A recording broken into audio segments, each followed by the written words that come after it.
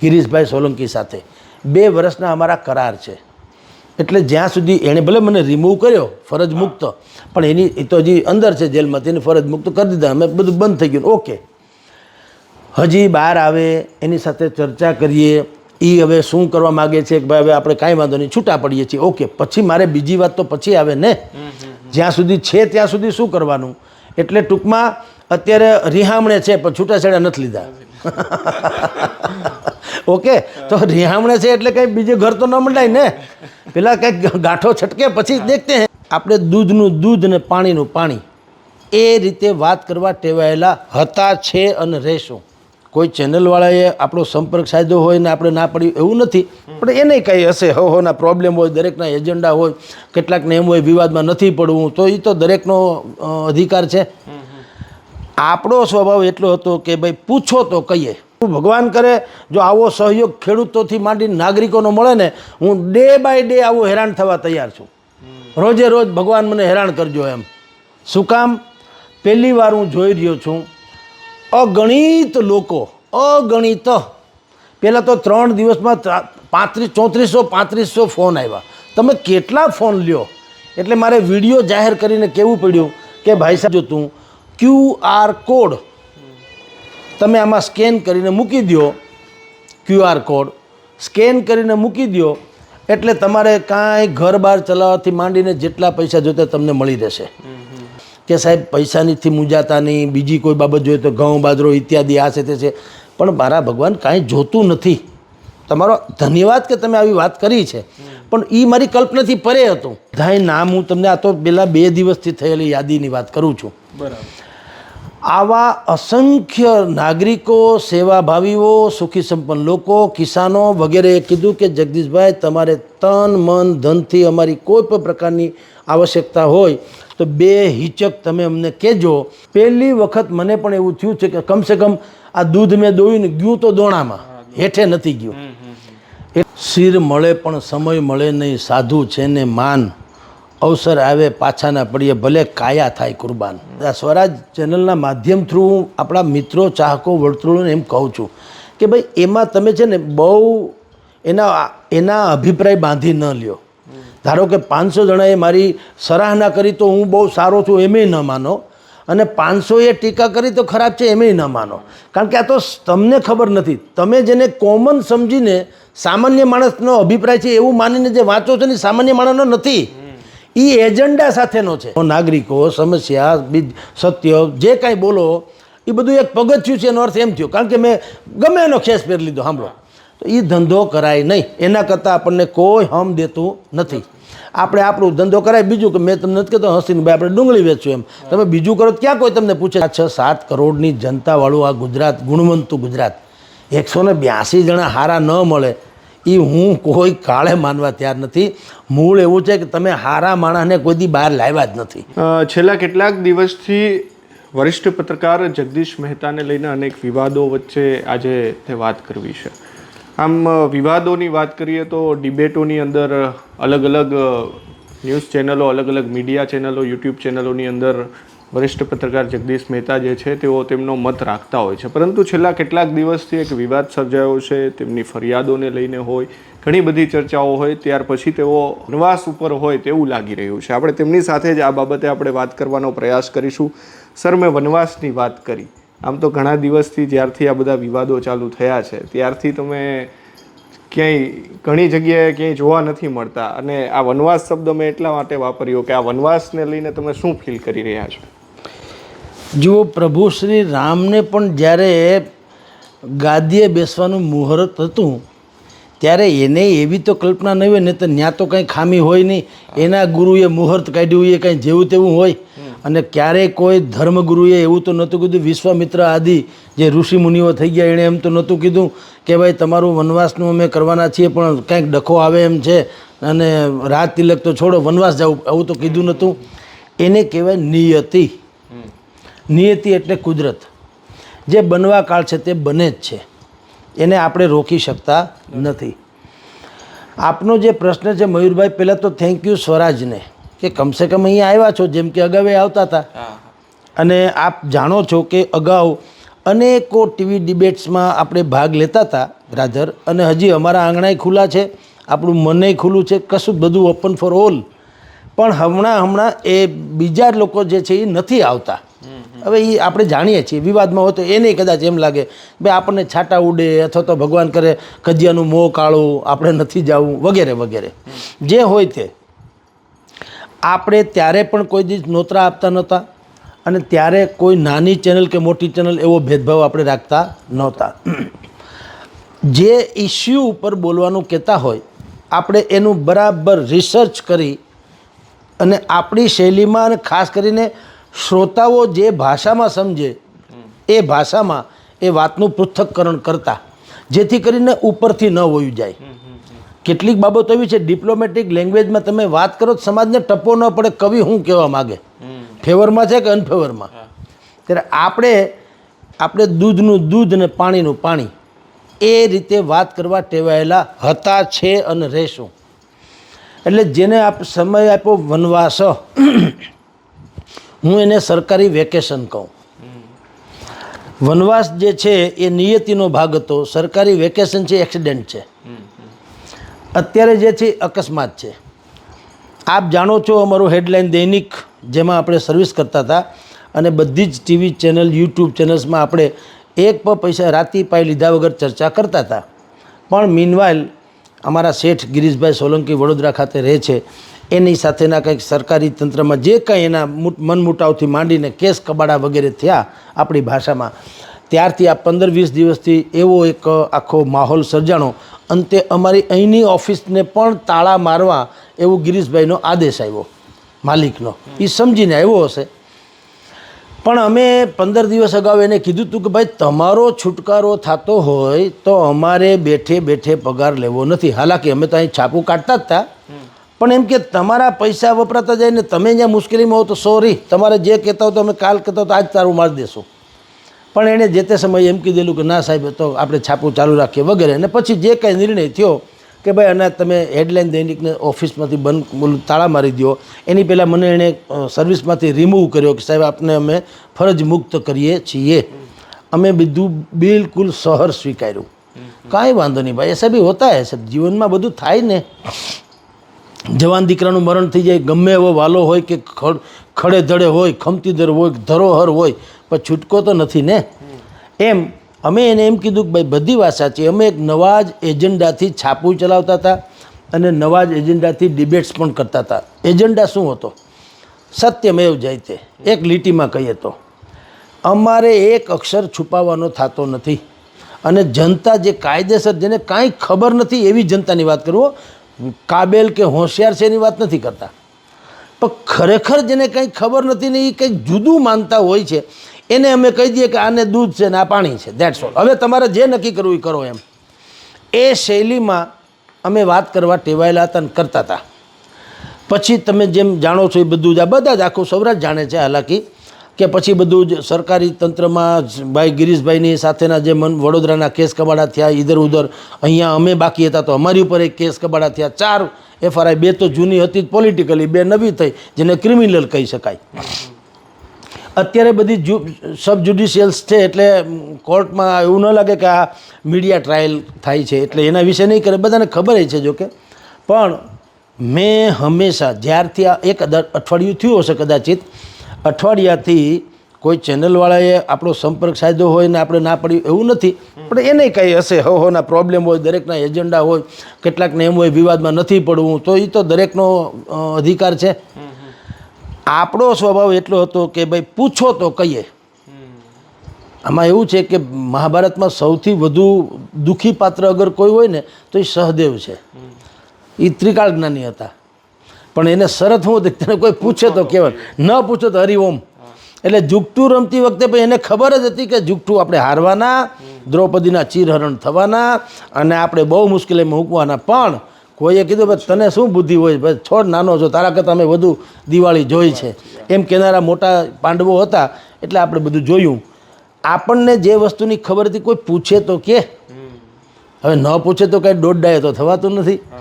એટલે મેં કીધું કાંઈ વાંધો નહીં, વનવાસ તો વનવાસ હોતા હે, શું ફેર પડે. એટલે આપણે નહોતા કીધા. મીનવાઇલ તમે આવ્યા, પણ હું માનું છું કે આ પ્રકારનો જે કહેવાતો વનવાસ જે છે એ બિલકુલ સહર્ષ સ્વીકારવો જોઈએ. આમાં હર્ષ ઇન્વર્ટેડ કોમામાં નથી, સહર્ષ સ્વીકારવો જોઈએ. કારણ એવું છે ભાઈ, સ્પીડ બ્રેકર આવે ને એટલે કોઈ વાહન વેચી ન નાખે, ધીમા પાડે, કારણ કે સ્પીડ બ્રેકર છે. પછી નીકળી જાય ત્યારે તમે તમારી ગતિ પકડો. એટલે અત્યારે જે ઠહેરાવ જેને કહી શકાય આવ્યો છે, એ ઠહેરાવ પણ શું છે, કાંઈ વાંધો નહીં, બધું થાળે પડવા દો. જનજીવન એ પોલીસ ફરિયાદો એની જગ્યાએ છે, બધા પક્ષકારો જીવે છે, હું જીવું છું, દુબઈ ભાગી નથી ગયો, અહીંયા છું, તમારી સામે છું. બધું જનજીવન થાળે પડે, દૂધનું દૂધ ને પાણીનું પાણી થઈ જાય, પછી આપણે આવીએ મેદાનમાં. કારણ કે હું પણ એવું ઈચ્છું મયુરભાઈ કે જે લાખો લોકો મને શ્રદ્ધાપૂર્વક, આમ તમને કહું તો હવે તો એ શબ્દ વાપરવો પડે, નહીં તો આપણને લાગે નહીં, એ તો સંતો મહંતોને લાગે શ્રદ્ધા જેવો શબ્દ. તો આપણામાં વધુ વધીને ભરોસો શબ્દ હાલે, પણ હવે તો ભરોસાની સરહદ રેખા ઓળંગી ગયા છે સમાજ, અને શ્રદ્ધા તરફ ધસમસી રહ્યા છે. તો આપણી તો ઓર ભૂમિકા બની જાય છે કે હવે તો હું તમને નિરક્ષીર તારવીને આવું તો જ આ, નહીં તો ના. ઘણી વખત એવું હોય આપણામાં ક્ષતિ હોય, પરંતુ તમે મને ધારો કે સારો માની લો, તો મારે તમારી શ્રદ્ધા ખાતરે તમારી એ સારપ જાળવી રાખવી પડે, ઉણપ હોય તોય.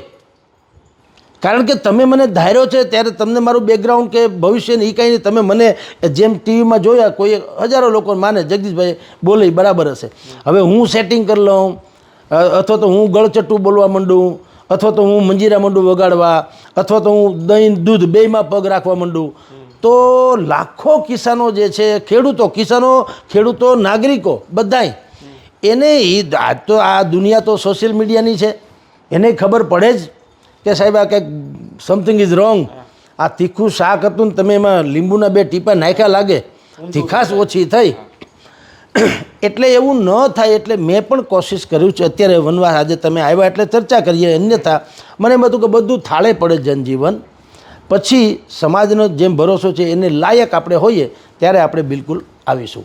એટલે આ અત્યારનો જે કહેવાતો વનવાસ છે બિલકુલ સહર્ષ હું માણી રહ્યો છું, કોઈ ફરક નહીં. અલબત્તા સર, જે આખો ઘટનાક્રમ બન્યો, લાગે છે ક્યાંક આમાં ભૂલ થઈ, ક્યાંક અફસોસ થઈ રહ્યો છે આ બાબતે? કારણ કે અગાઉ પણ આ પ્રકારની ઘટનાઓ બની, પરંતુ આ વખતે ક્યાંક ફરિયાદો ને એ બધું પણ થયું છે. કેવી રીતે આ મયુરભાઈ, મારા માટે એટલે as far as journalism is concern, પત્રકારત્વની સાથેની મારી આ જે જર્ની છે 35 વર્ષ જૂની, મારા માટે આવું ચડાવ ઉતાર એ કોઈ નવી વાત નથી રહી. આપણે અનેક ટીવી ડિબેટ્સમાં અને મારા પોડકાસ્ટ વગેરે જે લોકો કરી ગયા છે એમાં બધામાં મેં આ વાતની જિક્ર કરેલો છે ઓફિશિયલ, કે ભાઈ અમે અનેક જગ્યાએથી નોકરી છોડવી પડી, અનેક વિવિધ કારણોસર. ત્યારે વળી જુદા કારણો હતા, આ વખતે જુદા કારણો, પણ વાત તો એ જ છે. તમારી ઉપરની આળ એટલે આક્ષેપ, વાત તો એ જ છે ને. મને એમ લાગે ઘણી વખત કે ધારો કે કોઈક જગ્યાએ લાંબો સમય તમે રહ્યો અને તમારી ઉપર કોઈ વસ્તુ થતી નથી, તો કાં સમાજમાં ફેર છે ને કાં આપણામાં વર્તનમાં કંઈક ફેર છે. કારણ કે મેં હંમેશા જોયું છે, કોઈ દી હસતા હસતા કોઈએ દવા ખાધી નથી. કડવી હોય એટલે એનું મોઢું બગડવાનું. સત્ય એ એવું છે. અને અટાણના યુગમાં, આ સોશિયલ મીડિયાના યુગમાં ખાસ કરીને, તમે આખા દિવસમાં કેટલી છીક ખાધી એ પણ સમાજને ખબર પડતી હોય. એટલી હદનું જ્યારે વાત છે ત્યારે તો તમે જે બોલો ફેક્ટ એ છે કે કેમ એને એ લોકો કરેક્ટ કરી લેતા હોય છે સમાજ. તો અફસોસ, પહેલાં ભૂતકાળમાં મને આવું થયેલું. 2-4 વખત જ્યારે મારી નોકરી ગઈ ત્યારે ગઈ હતી આવા જ કારણોસર. આપણે સનાતન સત્ય લખતા હતા, એ જે તે લોકોને નહોતું ગમતું. આ રીઝન તો એક જ હોય, એ પક્ષકાર બદલે, સરકાર હોય, હિત શત્રુ હોય, માફિયા હોય કે બીજા કોઈ હોય, સિન્ડિકેટ હોય યા આપણા કલીગ્સ હોય, જે હોય તે અલગ બનતા. આ વખતે હિત શત્રુઓ છે. તો અફસોસ, તમને જેમ કહો છો અફસોસ થાય, 100% અગાઉ જેવું હોત તો અફસોસ થયો જ હોત કે ભાઈ આપણે શું કામ બધી આ ધડીકા લેવા. અંતે તો નુકસાન, આપણી નોકરી જાય છે. તમે જાણો એટલે ચકલીનો તમે આમ બંધ કરો ને પાણી બંધ થઈ જાય ને, એમ અત્યારે નળમાં એવી રીતે નોકરી બંધ થઈ એટલે પગાર બંધ. તમારે ગયા પગારનો અત્યારે જેટલી બચત છે ખાઈ પીને મજા કરો છો, ને તો દેખાય તો બહુ રૂડું રૂપાળું, પણ એને મેન્ટેન કરવાનું હોય ને. હવે આવતા મહિને શું તો રાજા રામ જાણે, એ તો છે. તો ઘણી વખત એમ થાય કે આ બધા ધડીકા શું કામ લેવા? કારણ કે તમે જેના માટે ધડીકા લ્યો છો એ તો પછી કોઈ ઊભું રહેતું નથી. એવું અગાઉના જમાનામાં, એટલે અગાઉની બધી જ ઘટનાઓમાં આવો મને અનુભવ થયેલો. આ પહેલી વખત મયુરભાઈ એવું થયું છે કે હું ગૌરવ અનુભવું છું. ધન્ય હો, આવી પળ વારંવાર મળજો, સતત ને સતત. હું તો કહું ભગવાન કરે જો આવો સહયોગ ખેડૂતોથી માંડીને નાગરિકોનો મળે ને, હું ડે બાય ડે આવું હેરાન થવા તૈયાર છું. રોજે રોજ ભગવાન મને હેરાન કરજો એમ. શું કામ? પહેલી વાર હું જોઈ રહ્યો છું અગણિત લોકો, અગણિત. પહેલાં તો 3 દિવસમાં 3500 ફોન આવ્યા. તમે કેટલા ફોન લ્યો? એટલે મારે વિડીયો જાહેર કરીને કહેવું પડ્યું કે ભાઈ સાહેબ, હું તમારા ફોન ન લઉં તો નથી હું ઊંચામાં આવી ગયો કે નથી હું હાવ જેલમાં ગરી ગયો. બરાબર, માફ કરજો, પછી અનુકૂળતા એ લઈ લઈશ. કારણ કે જે કાંઈ કેસ કબાડા વગેરે થયા તો એની માટે થઈને હું જ તો છું, તો મારે કમસે કમ ક્યાંક હેલો આઈ કોકની વાત કરવી, એડવોકેટની સલાહ લેવી વગેરે. એટલે પહેલી વાર. પરંતુ એની સાથોસાથ મને જે નૈતિક બળ મળ્યું એ લાજવાબ છે. સેંકડો ખેડૂતોના મારી ઉપર એટલા ફોન આવ્યા કે તમે ધારો તો તમારો બીજું કાંઈ અમારે નથી જોતું, QR કોડ તમે આમાં સ્કેન કરીને મૂકી દો. QR કોડ સ્કેન કરીને મૂકી દો એટલે તમારે કાંઈ ઘર બહાર ચલાવવાથી માંડીને જેટલા પૈસા જોતા તમને મળી રહેશે. અમેરિકાનું એક ગ્રુપ છે 250 જણાનું, અમેરિકામાં છે 250 જણાનું કોઈ એક ગ્રુપ છે. હવે એ ગ્રુપનો મને ફોન આવ્યો કે અમારે તમારી સાથે ચર્ચા કરવી છે, અને એ વિડીયો કોન્ફરન્સથી 250 જણા મારી આમે જ રહીએ સ્ક્રીન ઉપર. એ મને પ્રશ્ન પૂછે ને મને જવાબ આપું. એમાંથી અડધી તો એક ભાઈને કન્સર્ન પહેલાં મારી મંજૂરી જોતી હતી, વાત થઈ ગઈ, 1-2 દિવસમાં એ થશે. પણ એણે પણ પાછું એ કીધું કે આ બધું ચર્ચા બર્ચા તો ઠીક છે, એ તો કરીશું જ, કારણ કે રિયાલિટી શું છે અમારે જાણવું છે ગુજરાતમાં. પણ બાકી તમને કંઈ અમે ખાલી ચર્ચાથી પૂરું કરવા નથી માગતા. તમારી કોઈ અપેક્ષા હોય તો 2 ધડક કહેજો, કારણ કે અમુક વસ્તુ તો જીવવી જોઈએ. એણે કીધું. હું તમને હમણાં કેટલાક નામ બી વાંચી બતાવું. પછી તો મને એવું થયું, પહેલાં તો 1-2 ફોન તો કરતા હોય તો આપણે માનીએ કે હશે મિત્ર, ચાહકો કરે. પછીથી તો એવા ફોન આવતા ગયા ને એવા અમુક મેસેજીસ કે અમુક લોકોએ એવા ઓફર એવી કરી કે આપણે કલ્પના ન કરી શકીએ. એક ખેડૂત આવ્યા જસદણ બાજુના. ખેડૂતે એમ કીધું કે હું માર્કેટિંગ યાર્ડમાં માંડવી મેં વેચી હતી, એના 50,000 રૂપિયા તો આવી ગયા, 3 લાખ રૂપિયા હજી બાકી. મેં નક્કી કર્યું છે કે 51,000 રૂપિયા ભૂદેવ એટલે હું ટૂંકમાં મને જગદીશભાઈ તમને મારે દેવા, અને માંડવીની કોથળી લઈ આવ્યા પાછા. અને પહેલાં મને વાત કરી એટલે મેં હસી મજાકમાં કીધું ભગવાન જરૂર હશે તંત્ર કહેવું, બસ મજા કરો. એ કે એવું નથી, જરૂર હશે ને કહેવું ને એમ નહીં. હું મારા ઘરેથી આ પ્રકારનો સંકલ્પ કરીને નીકળ્યો છું અને અહીંયા રાજકોટના બસ સ્ટેશનમાં કોથળો પાથરીને બેઠો છું. જ્યાં સુધી તમે અહીંયા નહીં આવો ત્યાં સુધી હું અન્ન જળનો ત્યાગ કર્યો છે, અન્નજળે નહીં લઉં. મોટી વાત છે, કારણ કે લાખો લોકો તમને રોજ સાંભળે છે ને એમાંથી અમે ઘણી વખત જોતા હોઈએ કે 3,000-4,000 કોલ તો તમને ચાલુ જ હોય, અડધો કલાક તમે બંધ રાખો ફોન તો પણ એટલા મિસ કોલો થઈ જતા હોય છે. તો સાહેબ મને પછી તો ગંભીર થઈ ગયું, અન્નજળનો ત્યાગ કર્યો એટલે તો હદ થઈ ગઈ. એટલે પછી હું અને મારા એક મિત્ર છે અને અમારે બસ સ્ટેશને જવું પડ્યું. મેં એને હાથે પગે લાગ્યો, બધી એની ટાઢે કોઠે સમજાવ્યા વડીલને, ભાઈ એક રાતી પાયની જરૂર નથી, તમારી મહેરબાની કે તમે આવી લાગણી મને બતાવી. પણ તમને પછી અમે એને સમોસા બમોસા જમાડ્યા મારા સમજ કરીને, અને એક હનુમાનજીના મંદિરની સાક્ષી કે ભાઈ સાહેબ આ અમારા મિત્ર છે હનુમાનજી કીધું. આપણે એક વખત કીધેલું સૂર્યમુખી હનુમાન, હું એને ફ્રેન્ડ માનું. એ મેં કીધું તમે કહેતા ને કે સાહેબ અમે તમારા હનુમાનજી હાલો ત્યાં જ જઈએ, આપણે મિત્રને રૂબરૂમાં મિત્રમાં ગમે એ વાત થઈ શકે. પછી હનુમાનજીની બાજુ પછી મેં સમોસા બમોસા ખબર મેં એને કીધું કે જુઓ ભાઈ, તમારા જેવા અનેક કિસાનો, નાગરિકો, બીજા બધા સમાજસેવીઓ, ધર્મગુરુઓ, એ બધાના મને ફોન આવ્યા કે સાહેબ પૈસાનીથી મૂંઝાતા નહીં, બીજી કોઈ બાબત જોઈએ તો ઘઉં બાજરો ઇત્યાદિ આ છે તે છે, પણ મારા ભગવાન કાંઈ જોતું નથી.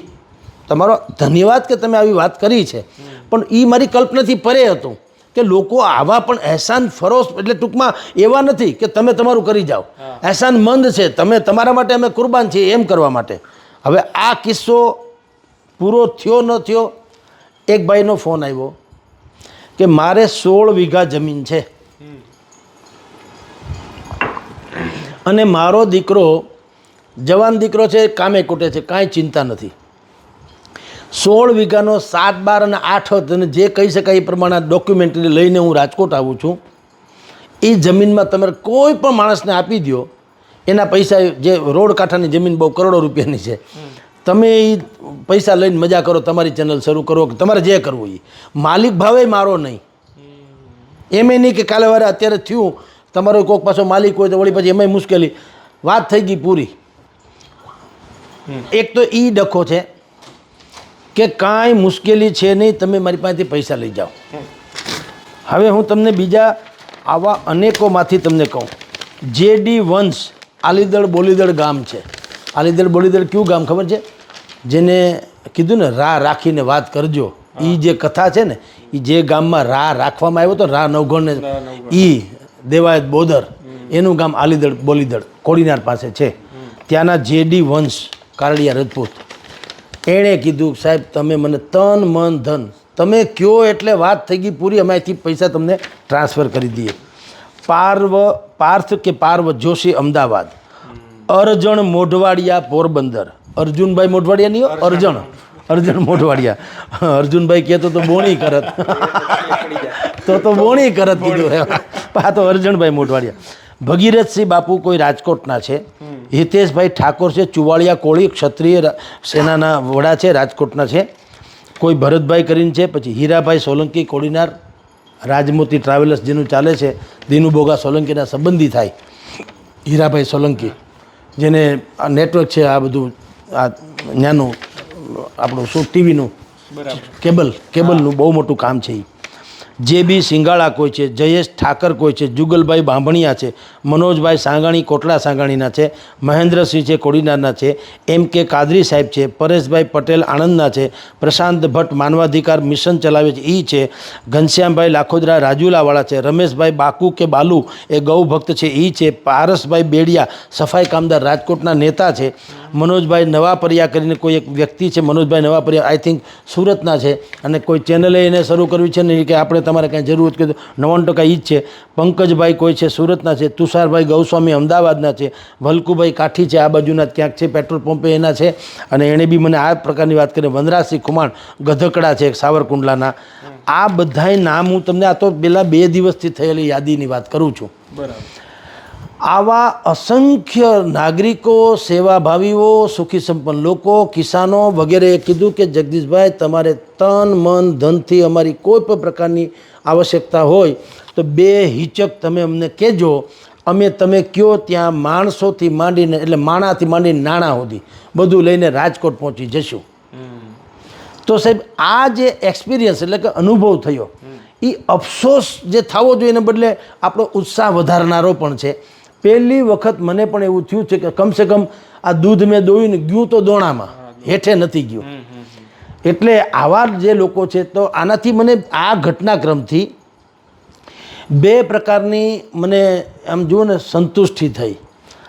એક તો એ કે ભવિષ્યમાં પણ આપણે તો આ કરવાના છે, આ પ્રકારનું જે આપણું જર્નાલિઝમ છે એ આપણે ચાલુ રાખવાના, પણ કદાચ જે લોકો એમ માનતા હોય કે ના ભાઈ કોઈ કોઈનું નથી રહે, ના હક મરો છો બધા મથી રહે, આપણે શું કામ કરી લેવું, એના કરતાં આપણે એવું જે વિચારતા હોય, કારણ કે એને એમ હતું કે સમાજ નગુણો છે, સમાજના માટે લડો ત્યારે કોઈ ખપ નથી લાગતા, એવી માનસિકતાને કારણે બિચારા જે લોકો આગળ નથી ને, તો બધામાં સામર્થ્ય છે, મીડિયા કર્મીઓમાં બધામાં આવું કૌવત છે, બધામાં સામર્થ્ય છે, બધાને એવી ઈચ્છા પણ છે, પણ ઘણી વખત આવા બેહુદા અનુભવને કારણે એ લોકો એમ કહેતા હોય છે કે ભાઈ આપણે ઘોળ્યું, ભાઈ છોડો, આપણે ક્યાં જવું ને શું કરવું, કોના માટે અંતે.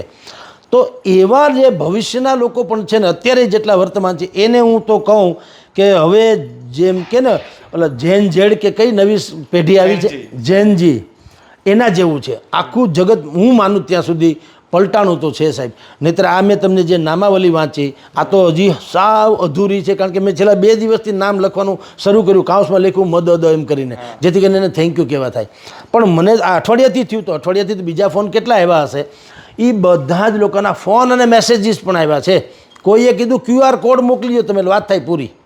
કોઈએ કીધું તમને 7-8 દાખલા સહિત ડોક્યુમેન્ટ આપી દઈએ. કોઈએ કીધું ન કરે નારાયણને જેલમાં જવાનું થાય તમે બધા જ જેલમાં આવશું, તમે એકલા નહીં જાઓ. કોઈએ જામીનની વાત કરી, કોઈએ એડવોકેટ છે તો એણે અતુલભાઈ કરીને છે અમદાવાદના એડવોકેટ, તો એણે કીધું કે સાહેબ તમારે આ કાનૂની કાર્યવાહીમાં કોઈ જરૂર હોય મને તમે કહો, ટોટલી ફ્રી. તો આ બધું શું સૂચવે છે? એ બધું એ સૂચવે છે સાહેબ કે કાંઈ આપણે જે કરીએ છીએ ને એ ગૌરવવંતી વાત છે, અફસોસ કરવા જેવું છે નહીં. બહુ સારી વાત છે કે તમને આવી શહીદી વહોરવાની અવસર મળ્યો. હું તો એમ કહું, દેશની માટે થઈને જે સૈનિકો શહીદ થઈ જાય, તિરંગો ઓઢીને આવે, આનાથી ભલે કુરબાની હોતી છે, એના પરિવારની ક્ષતિ જે થાય છે એ અકલ્પનીય હોય છે, એમાં કોઈ ના નહીં. પણ મા ભૌમ હાટું થઈને માણસ શહીદી વહોરી લે, પોતાનું સર્વસ્વ સમર્પણ કરી દે, તો એનાથી મોટી ગૌરવાન્વિત બીજી ઘટના કઈ હોય? એમાં આપણે અત્યારે આ જનતાના, મારે શું પ્રોબ્લેમ કાંઈ છે? કોઈ આપણી સાથે જેણે ફરિયાદો કરી, હિત શત્રુઓએ કરી, તંત્રએ જે મારી સાથેની વાતચીત કરી કે જે કાંઈ ઘટનાક્રમ ઘટે છે, આમ તમે જુઓ તો વ્યક્તિગત મેં તો ઝઘડો કોઈ મારા બાપે મારા વેર તો હતા નહીં. આપણે જેટલી વાત જાહેર જનતાના હિતની કરી એને કારણે તો બખેડા થયા છે મોટે પાયે. પછી ભલે એણે બધામાંથી ગમે એમ કરીને ધૂળ ધોયા રતન કાઢી લીધા હોય તો કાઢી લીધા, તો આપણે ક્યાં ભાગી ગયા? અહીંયા છીએ રાજકોટમાં વેલકમ. પૂછો કારવો બધાય જીવે છે, પાત્રોય જીવે છે પાછા બધાય. એવું નથી કે ભાઈ અમુક નથી એટલે હવે શું થાય, બધા જ જીવિત પાત્રો છે, ઇન્ક્લુડિંગ મી, મારા સહિતના તમામ લોકો જીવે છે. તમે વહીવટ કરી શકો એમ છો, પણ જે જનતાએ સપોર્ટ આપ્યો એણે આપણને 2 વસ્તુ આ ઘટનાક્રમથી મજા કરાવડાવી અથવા તો ધરપત આપી કે સત્ય બોલવાથી કે કાંઈ પણ થવાથી ભલે કષ્ટ કદાચિત પડે, પણ તમે દૂધ તમારું હેઠું નથી જતું, દોણામાં જાય છે. તમે જરાય મૂંઝાતા નહીં, જનતા અથવા તો સમાજ નગુણો નથી. આ 2 બહુ ગૌરવાન્વિત ઘટના છે મયુરભાઈ. સર, ઘણા પહેલાં જ આપણે એક વખત ફોનો પણ લીધો તો આ બધી ઘટનાઓ બની પછી તમે એમની અંદર કીધું હતું કે હું હવે સ્વતંત્ર આવી રહ્યો છું. બિલકુલ, હા. ફ્યુચર પ્લાન શું છે આપનો? જુઓ, શિર મળે પણ સમય મળે નહીં, સાધુ છે ને માન, અવસર આવે પાછાના પડીએ, ભલે કાયા થાય કુરબાન.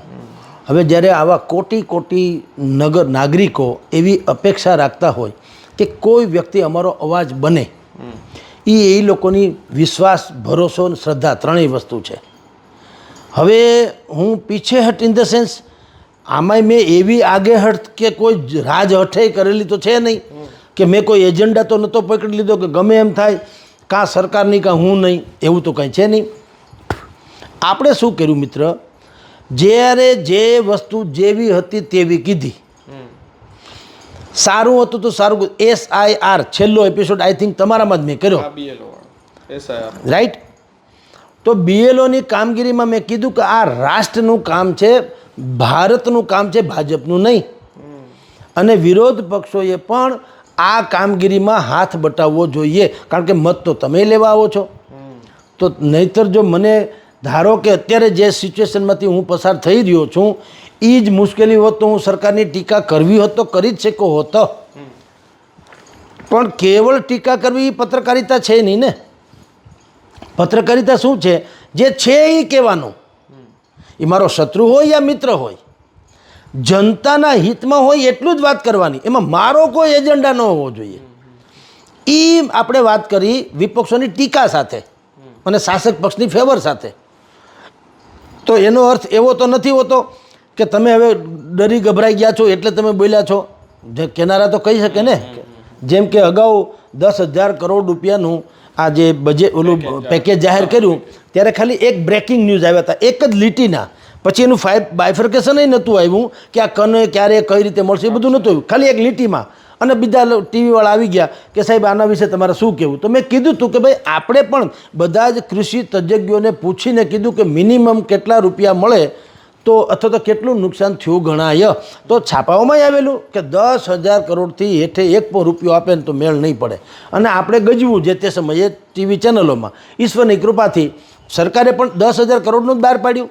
તો મેં જે તે દિવસે કીધું ને તો ત્યારે બાકાજીક તો બોલતી જ હતી સરકાર હારે, પણ મેં તો ત્યારે તો બેશક કીધું કે ભાઈ જે અપેક્ષા હતી એટલું તો બજેટ બહાર પાડ્યું છે. નુકસાનીની પછી ખેડૂતનો પછીનો વિષય આવ્યો કે ભાઈ આ તો અત્યારની ધોવાઈ ગઈ એની વાત છે, પણ લોન લીધી એના હું પાક ધિરાણનું શું વગેરે વગેરે. પણ ત્યારે આપણે આટલું કીધું કે ભાઈ અત્યારે તો 10,000 કરોડની માગણી હતી. એની માગણી પહેલી વાર એવું ઇતિહાસમાં બન્યું છે ગુજરાતના કૃષિ ઇતિહાસમાં કે માગણી થયું એટલી જ તમને આ લોકોએ પેકેજ આપ્યું હોય. તો જે સત્ય હતું એ કીધું. હવે તે દિવસે કેટલાક લોકો કોમેન્ટ્સ કરનારા લોકોએ કરી જ છે કોમેન્ટ, તમે વેચાઈ ગયા, દલાલ થઈ ગયા, તમારા સાહેબ જેલમાં છે એટલે તમે ગાય જેવા થઈ ગયા. હવે એ જનતા હોતી છે. પણ એક તમને કહું, અત્યારે બંને પક્ષોમાં વિપક્ષ અને શાસક એ બંનેએ પોતાના સોશિયલ મીડિયાના સેલ જેને કહી શકાય એ બિલકુલ એક્ટિવ રાખ્યા છે. એટલે હું તમારા સ્વરાજ ચેનલના માધ્યમ થ્રુ આપણા મિત્રો, ચાહકો, વર્તુળોને એમ કહું છું કે ભાઈ એમાં તમે છે ને બહુ એના અભિપ્રાય બાંધી ન લ્યો. ધારો કે 500 જણાએ મારી સરાહના કરી તો હું બહુ સારો છું એમેય ન માનો, અને 500એ ટીકા કરી તો ખરાબ છે એમેય ન માનો.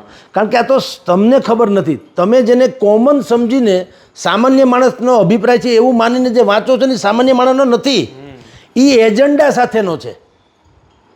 હું ભારતીય જનતા પાર્ટીના વખાણ કરું એટલે આગળ વિપક્ષોના જે સેલ હોય એ એક્ટિવ થઈ જાય. જગદીશભાઈ વેચાઈ ગયા, જગદીશભાઈને પાસે પૈસા આવી ગયા, જગદીશભાઈ ગાય જેવા થઈ ગયા. ઓકે, હવે હું વિપક્ષની ધારો કે સરાહના કરું કે ધન્ય હો, ગોપાલ તો બહુ એક્ટિવ છે વગેરે વગેરે, યા તો અમિત ચાવડાની અત્યારની જે આક્રોશ ખેડૂત આક્રોશ એ જન આક્રોશ યાત્રા છે, ખેડૂત આક્રોશ યાત્રા એ અત્યારે થોડી થોડી પિકઅપ પકડતી જાય છે. કારણ કે હમણાં જિજ્ઞેશ મેવાણીવાળું પ્રકરણ એ બહુ ચાલે છે, પટ્ટા ઉતારવાવાળું. તો એ બધું ભેગું થાય છે એટલે હવે કમસે કમ એનો ચાર્મ વધતો જાય છે. હવે હું ધારો કે આટલું હું બોલું કે ભાઈ કમસે કમ જે પિકઅપ પકડ્યું એના કરતાં અત્યારે વધારે પડતું તો એ ચાર્મ છે જ, અને લોકો એમાં જોડાય છે.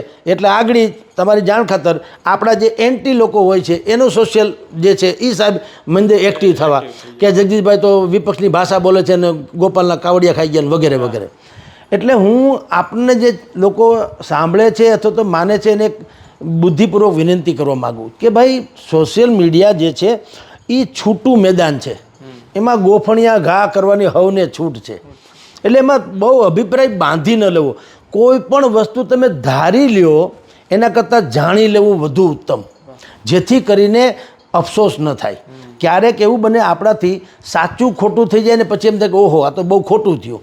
કાં મને બહુ સારો માની લેવો એ તમારો ભૂલ હોઈ શકે. તમે એમાંય તપાસ કરી લ્યો હકીકતે, જેથી કરીને તમે પસ્તાવો નહીં. કાલવારે આવા બધા કેટલું આવ્યું છે, ચહેરા અલગ ને મોહરા અલગ, અને પછી તમે પસ્તાવો તો આપણો એ ધર્મ નથી ને આપણે એવું કંઈ માનતા. તમે તારે 10-50 વખત તમે ચકાસી લ્યો, તમને એમ લાગે કે હું કહું છું એ સાચી વાત છે તો જ. અને બીજું, મારો પાછો એવો કોઈ એજન્ડા નથી ને તમારી પાસે મારે સાબિત થઈ જવું.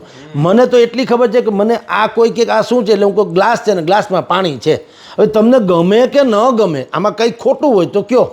એમ આપણો કોઈ એજન્ડા નથી કે આપણે રોજે રોજ ડિબેટ કરવી, રોજે રોજ ટીવીમાં ચમકવું, યા તો યુટ્યુબના ચહેરા ચમકાવવા, યા તો જનતા ઉપર ભૂરકી છાંટવી, યા તો શાસક પક્ષને ડેમેજ કરવો, યા વિપક્ષને અપ કરવો. કુછ નહીં.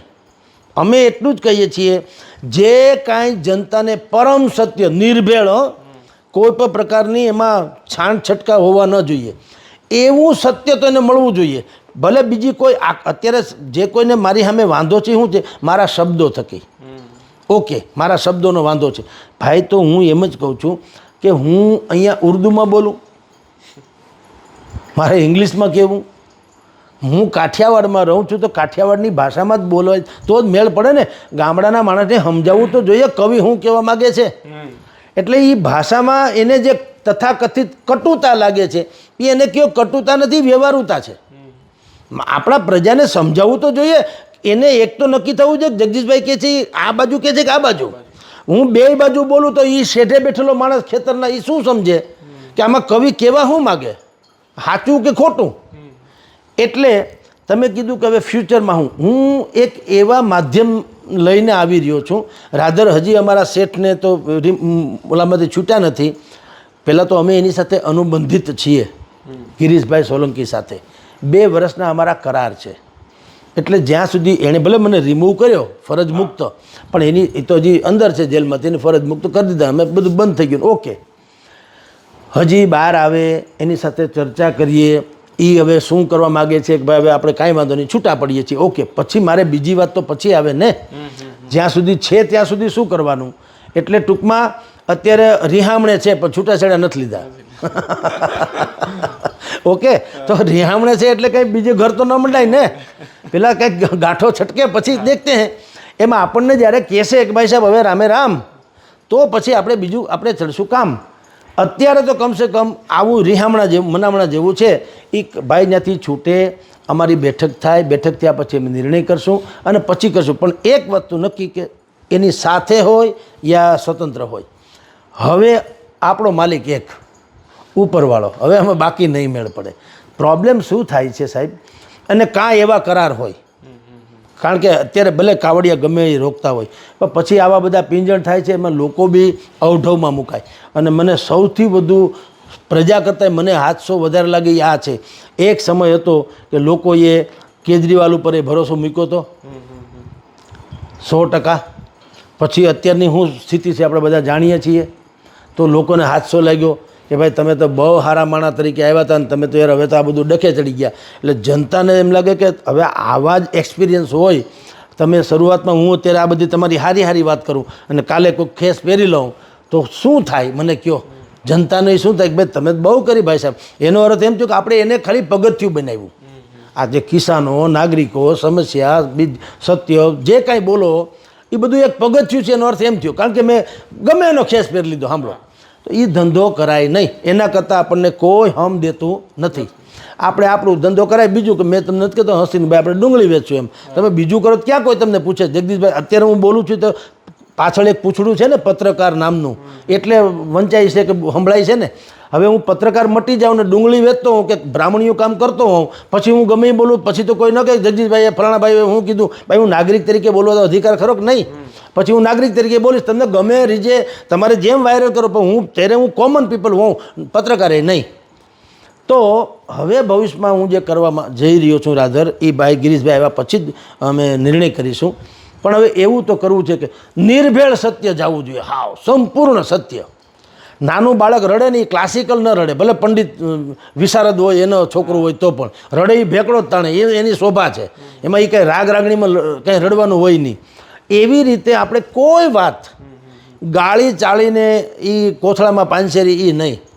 આપણે ગુજરાતીમાં કહી દે, હું આપણી ભાષામાં કાઠિયાવાડમાં કે આ વસ્તુ આમ છે, તમને યોગ લાગે, અને એ સાબિત કરીને પાછું એમાંય મારો મનગળત ઈરાદા નહીં, પણ જે કંઈ રાહત પેકેજથી માંડીને ભવિષ્યના ચૂંટણીના ઢંઢેરા આવે, ઉમેદવાર આવે કે ફલાણું આવે, તમને કોઈ લાલચ આપે કે તમને કોઈ એજન્ડા બતાવે, તો એનું શું છે નિરક્ષીર તારવીને કહું કે હવે તમારે પછી જે કરવું હોય તે. આ બગસરાના ઘરેણા છે અને આ 900 હોળમાર્કાવાળા છે, તમારે જે કરવું હોય તે તમારી ધૂન. એમાં અમારો કોઈ એજન્ડા નથી કે તમે આને પાડી દો ને આને લાવી દો. પણ આ મારું તો એક સિમ્પલ ને સોબર એક આમ જુઓ તો એજન્ડા છે. એટલે આ 6.5-7 કરોડની જનતાવાળું આ ગુજરાત, ગુણવંતું ગુજરાત, 182 જણા હારા ન મળે એ હું કોઈ કાળે માનવા તૈયાર નથી. મૂળ એવું છે કે તમે હારા માણસને કોઈ દી બહાર લાવ્યા જ નથી અને જે છે એમાં જ રોડવો છો, એટલે આ ડખો છે.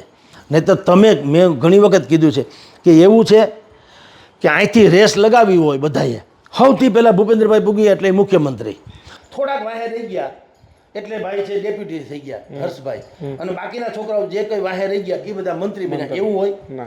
દોડીને તો ચડી નથી ગયા. મેં ને તમે મત આપ્યા છે કે નહીં? બેશક મત આપ્યા છે. તો હવે તમે જ ભૂલ કરી છે. તમે હવે સરકારની ટીકા કેની કરી લ્યો? તમે આંગણે બાવળ પછી કે કેરી કેમ નથી થતી, તમારો વાત નથી.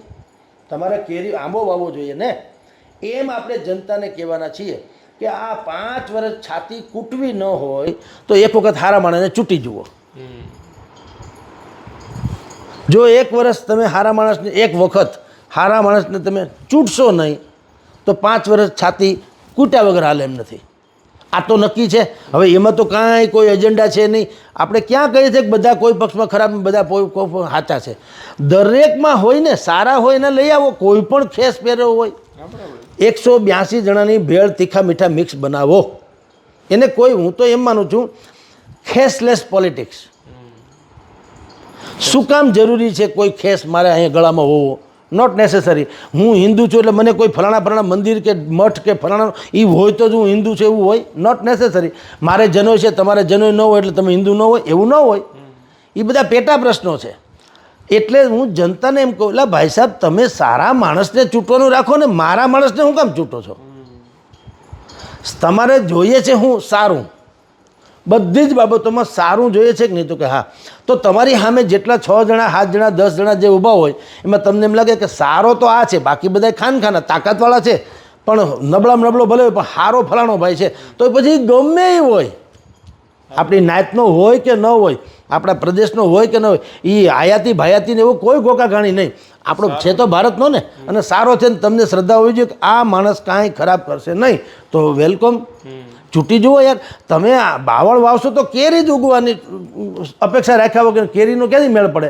તમારે આંબો વાવે છૂટકો છે ને કેરી ખાવી હોય તો. એટલે તમે જ્યારે ચૂંટણા, એટલે જ હું આ ખેસલેસ પોલિટિક્સવાળી વાત કરું છું કે જનતાને કહીએ છીએ કે તમે યા તો ખેસલેસ, કારણ કે જરૂરી નથી બધાને ટિકિટ મળે. કેટલાક સારા લોકો હોય છે પણ એને કંઈ પક્ષની યારે લેવા દેવા નથી હોતું, તો એને ટિકિટ મળે કે ન મળે એવું બને. હું તમને કહું, સારા માણસોની વ્યાખ્યા, હું સેમ પિત્રોડા, હાલો ક્યાં કોઈના માસીના છોકરા છે, સુરેન્દ્રનગરના છે ને જે કાંઈ છે ને, કોઈ એને પક્ષ તકી છે કોંગ્રેસમાં, એને કોઈ કોંગ્રેસી નથી કહેતા. બ્યુરોક્રેટ્સ, ટેકનોક્રેટ્સ કહે છે ને. આ બધું તમે હું અત્યારે ચર્ચા કરી કોને કારણે? સેમ પિત્રોડા લઈ આવ્યા તો રાજીવ ગાંધીને કારણે, રાઈટ? ડૉક્ટર મનમોહનસિંહ, ક્યાં કોઈ એમ કહે છે કે કોંગ્રેસી નેતા એમ નહીં, અર્થશાસ્ત્રી, સૌથી પહેલો શબ્દ અર્થશાસ્ત્રી, બાય પ્રોડક્ટ છે કોંગ્રેસમાં છે. ડૉક્ટર APJ અબ્દુલ કલામ, કોઈ એને કહે છે કઈ કાસ્ટના છે, શું છે શું નહીં, કોઈ પક્ષના. ભાજપે દાવો ન કરી શકે કે આ ભાજપના છે, એ નહીં, ભારતના. તો જે રીતે એવી ક્વોલિટી બેઝ લોકો આવ્યા એવા અત્યારે આપણા સમાજમાં ક્યાં નથી ભાઈ સાહેબ. તો આ જે ઉમેદવારની વાત કરું છું એવી હું તમામ ક્ષેત્રમાં વાત કરીશ એમ કે કોઈ પણ ઘટના બને આપણું વિશ્લેષણ એવું હશે કે તમને એમાંથી નિરક્ષીર તારવી શકો, તમે પછી નક્કી કરી શકો કે હવે આપણે કયો પક્ષ લેવો. આવી મારી ધારણા અને કલ્પના છે. પણ એ ક્યારે થશે? હજી અઠવાડિયું 10 દિવસ, જ્યારે ગિરીશભાઈ ટૂંકમાં છૂટે, અમારા સાહેબ જે અત્યારે ટેકનિકલ ઓલામાં છે એ છૂટે કારવે, પછી અમે એની સાથે વાતચીત કરીએ. વાતચીત કર્યા પછી મને મારી ખબર પડે કે ભાઈ એની સાથે અનુબંધન એ કન્ટિન્યુ રાખવાનું છે કે છોડી દેવાનું છે. પછી આપણા જે ચાહકો મિત્રો અનેકો જે છે, જે બધાએ કીધેલું છે કે ભાઈ તમારે, અને અમે શરત રાખી છે કે ભાઈ અમે આવું જે પેટા માલિકો, કારણ કે હું માનું ઉપરવાળા સિવાય કોઈ માલિક હોય નહીં, દેશ ચિરંકાળ છે, પણ બાકીના પેટા માલિકોમાં પછી ઇધર ઉધર થયા કરે છે. તો એ હું કોઈને શરમાવું, દરેક જો આપણે બધા જ કાંઈ સરકાર આપણી ઉપર હેરાન કરે તો માટી બગા આપણે, તો તમે કંઈ ઓછી માયા નથી ને બધાય. પણ હવે એની પાસે તાકાત છે, સરકારી તંત્ર પાસે તાકાત છે ને તમારા કોઈ પણ પ્રકારના માઇનસ પોઈન્ટ છે તો એણે અત્યારે સકંજો જમાવી દીધો. તો હું એમ કહું છું કે ભવિષ્યમાં આવું ન થાય. આમાં દરેક વસ્તુમાં તો શીખવવા જેવું હોય છે ને. ભવિષ્યમાં આવું ન થાય અને એક બહેતરીન જર્નાલિઝમ મળે. અને મને શ્રદ્ધા એટલા માટે વધી, મેં તમને હમણાં બધાનું નામ જો કીધું કે જનતા જે પ્રકારે આપણને અત્યારે સહયોગ આપી રહી છે, આપણને આમ સલામ મારવાનું મન થાય કે હવે કમસે કમ આવા સમાજ માટે તો આપણે લડવું જોઈએ. બાકીની જે કાંઈ થાય સજા ફજા ને ઈન તેન જેલ કબાડાન, અરે બધું સમજ્યા આવે યાર, એમાં શું ફેર પડે? મહાત્મા ગાંધીએ કંઈ આઝાદી ભોગવી જ નથી. આપણે જો કોઈ સાંભળનારા એમ ન માને કે હું મારી જાતને મહાત્મા ગાંધી યારે કલ્પના કરું છું, એવું નહીં. હું ખાલી દાખલો આપું છું કે એણે ક્યાં આઝાદી ભોગવી? એણે તો તમને મને આઝાદી અપાવડાવી, પોતે તો આખી જિંદગી હેરાન જ થયા ને. આ સૈનિકો સરહદ ઉપર છે તો એની માતા અને બેન નહીં કહેતી હોય કે ભલામણા તમે ત્યાં આટલી માઇનસ ડિગ્રીમાં ઊભા રહીને બંદૂક લઈને ઊભા રહ્યો છો ને ત્યાં ધડીકા લ્યો છો. આ તો પાકિસ્તાન ક્રિકેટની મેચ રમાડે છે સરકાર, તો આવતા રહ્યો ગોયડા. તમે ક્યાં ગધેડી પકડી? જેને લેવું સરહદના રખોપા કરો એ કરે, તમે અહીં આવતો ને નાના છોકરા છે આપણે બીજો ધંધો કરી લેવું, એમ કરે તો કોઈ દી દેશના સીમાડા હચવાય? કોઈ નથી કહેતા. અને દરેક માણસ કહે છે કુરબાન થઈ જાઓ દેશ માટે, પણ લડી લ્યો. તો એ લોકો ત્યાં ઊભા છે તે આપણે ટેસડા કરીએ છીએ ને. એમ આપણે જો કંઈક સારું કરવું હોય ધારો કે, તો થોડી ઘણી કઠણાઈ તો આપણે વેઠે છૂટકો છે, તો ક્યાં ફરક પડતા? વેઠી લેશો, કોઈ ફરક નહીં. અલબત્તા મજા કરો, ભગવાન નામ લ્યો. એટલે ભવિષ્યમાં આવશું તો આવી નિર્ભેળ ચેનલ, બિલકુલ મારા નામ જોગ જ હશે, એમાં કાંઈ નહીં, Jagdish Mehta channel, that's all. અને તમને સનાતન સત્ય મળશે, એમાં ક્યાંય કદાચ ક્યાંય લેશ માત્ર પણ જેને કહી શકાય એરર, જેને કહી શકાય ને એવી એરર પણ નહીં આવે કે જેમાં અસત્ય હોય. તમને દૂધનું દૂધ ને પાણી દરેક ઘટનામાં મળતું રહેશે. જી. સર ખૂબ ખૂબ આભાર સ્વરાજ સાથે જોડાવા બદલ. જે ઘણા બધા પ્રશ્નો ઘણા લોકોના મનમાં હતા તેમનો આજે ખુલ્લા મને વરિષ્ઠ પત્રકાર જગદીશભાઈએ જવાબ આપ્યા છે અને આવી જ અન્ય બાબતો પર આપણે ચર્ચા કરતા રહીશું. જોતા રહો સ્વરાજ. ધન્યવાદ.